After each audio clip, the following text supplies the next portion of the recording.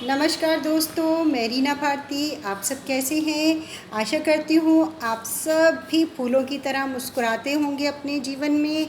देखिए, आज मैंने अभी ये 2 पौधे लगाए हैं अपने घर में और इनका नाम है मरुआ।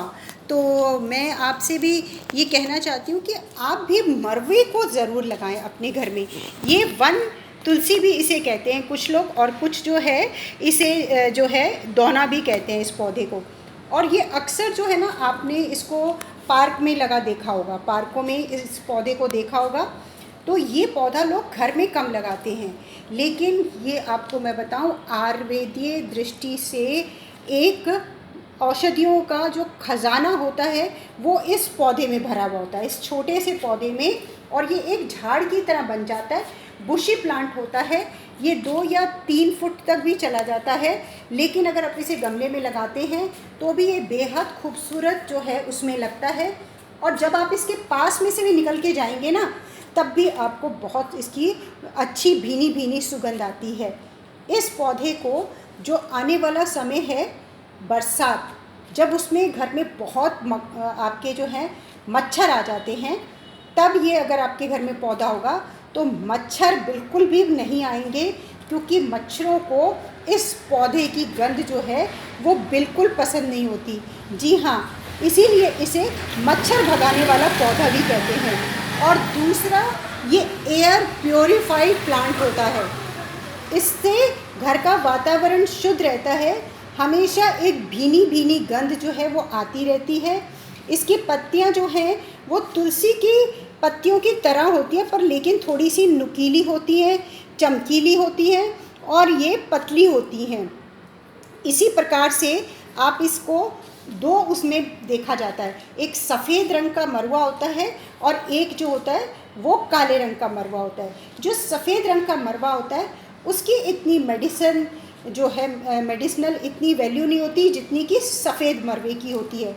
तो अब मैं बात करती हूँ इसको आप कैसी मिट्टी में लगाएंगे, क्योंकि ये जैसे कि इसका नाम है कि ये तुलसी प्रजाति का है और वन तुलसी इस का रूप है, तो इसे जो है खास किसी भी जो है मिट्टी की नहीं, बल्कि आप सिंपल गार्डन सॉइल के अंदर अगर आप जो है इसके अंदर वर्मी कंपोस्ट डाल देते हैं तो ये उसमें बहुत अच्छा चल जाएगा। इसके अंदर जो है पानी आप देते रहें, हल्का पानी देते रहें। गर्मी का मौसम है, हल्की हल्की इसके ऊपर जो है वो मिस्टिंग भी करते रहें आप, जिससे कि ये पौधा जो है वो हमेशा हरा भरा रहे।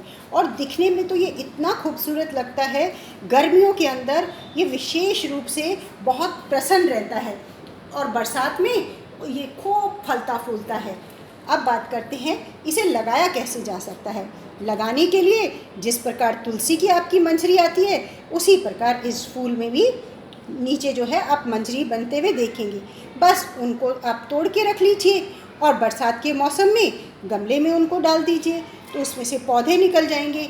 या अगर आप टहनी से लगाना चाहते हैं तो एक छोटी सी टहनी ले लीजिए, चाहे इतनी सी भी टहनी आप इसकी ले लेंगे तो ये पौधा उससे भी लग जाएगा, उसे गमले में लगा लीजिए। और इसकी जो बढ़त होती है वो काफ़ी ज़्यादा होती है। कुछ ही समय में आप देखेंगे कि इस छोटी सी टहनी से भी जो पौधा है बहुत अच्छा जो है वो बन जाएगा। तो इस पौधे को धूप में रखते हैं, इस पौधे को इंडोर नहीं रखते, बल्कि ये पौधा जो है खुली धूप में रखने वाला है। हाँ, अगर कहीं ऐसी जगह है पेड़ की छाया मिल जाती है तो उसके नीचे आप इसे रख सकते हैं, लेकिन ये इंडोर नहीं है कि आप इसे घर के अंदर रख दें। ये आउटडोर ही प्लांट है, उसी में ये जो है वो खुश रहता है। तो अब बात करते हैं इसमें फर्टिलाइज़र की। तो इसे फर्टिलाइज़र तो आप जो है वर्मी कंपोस्ट इसमें डालते रहें महीने में या 2 महीने में, उससे ज़्यादा इसे किसी चीज़ की ज़रूरत नहीं होती। अब बात करते हैं कि इसकी औषधीय गुण क्या क्या हो सकते हैं। इसमें औषधीय गुण कूट कूट कर भरे हैं। ये अगर आपके जिन्हें माइग्रेन रहता है उनके लिए बहुत उपयोगी है, जिन्हें जो है सर्दी ज़ुकाम है उसमें भी इसका प्रयोग किया जाता है। लेकिन मैं जब भी आपको किसी पौधे की मेडिसिनल वैल्यू के बारे में बताती हूँ, यदि आप उसका उपयोग करते हैं तो अपने जानकार किसी वैद्य या जो आयुर्वेद के जो डॉक्टर होते हैं उनसे ज़रूर सलाह करा करें, तभी उसका जो है सही मात्रा में आप प्रयोग कर सकते हैं।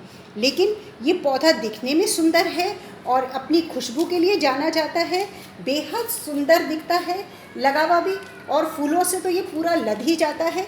अब बात करते हैं कि इन फूलों को हमें जो है समय समय पर तोड़ते रहना चाहिए, जिससे कि इस पौधे का जो बढ़त है वो ना रुके। जैसे इस मौसम में ये पूरा फूलों से भर जाता है, इसमें इतने गुच्छे गुच्छे में फूल आते हैं कि ऐसा सुंदर पौधा बहुत कम देखने को मिलता है। एक तो ये बहुत सस्ता भी मिल जाता है, बहुत महंगा पौधा नहीं होता। जो ऑर्नामेंटल दूसरे पौधे होते हैं उनके मुकाबले ये नर्सरी से बहुत आसानी से मिल जाता है। नहीं तो आप इसकी सिर्फ एक छोटी सी डंडी लगा सकते हैं, या इसको जो है मंजरी में आए हुए इसके जो बीज होते हैं, जैसे तुलसी के बीज होते हैं, उनसे लगा सकते हैं। लेकिन इसमें गुण अनेक होते हैं। तो दोस्तों, इस पौधे को आप ज़रूर लगाइए, घर की शोभा बढ़ाइए और इसके औषधीय गुणों का भी फ़ायदा उठाइए। साथ में अपने घर से मक्खी, मच्छर और दूसरे जो विषैले जो कीट पतंगे होते हैं उनको घर से टाटा बाय बाय कीजिए। तो दोस्तों, आशा करती हूँ आप ज़रूर इस पौधे को अपने घर में लगाना पसंद करेंगे। तो लगाइए इस पौधे को अपने घर में और इसकी खुशबू से अपने घर को महकाइए, औषधीय गुण प्राप्त कीजिए। और जो है इसी प्रकार मैं आपको अपने अगले वीडियो में फिर किसी सुंदर और किसी अच्छे पौधे के बारे में बताऊंगी। तब तक मेरे प्यारे दोस्तों, मेरे वीडियो लाइक कीजिए, शेयर कीजिए, सब्सक्राइब कीजिए। नमस्कार दोस्तों, और हमेशा फूलों की तरह मुस्कुराते रहिए।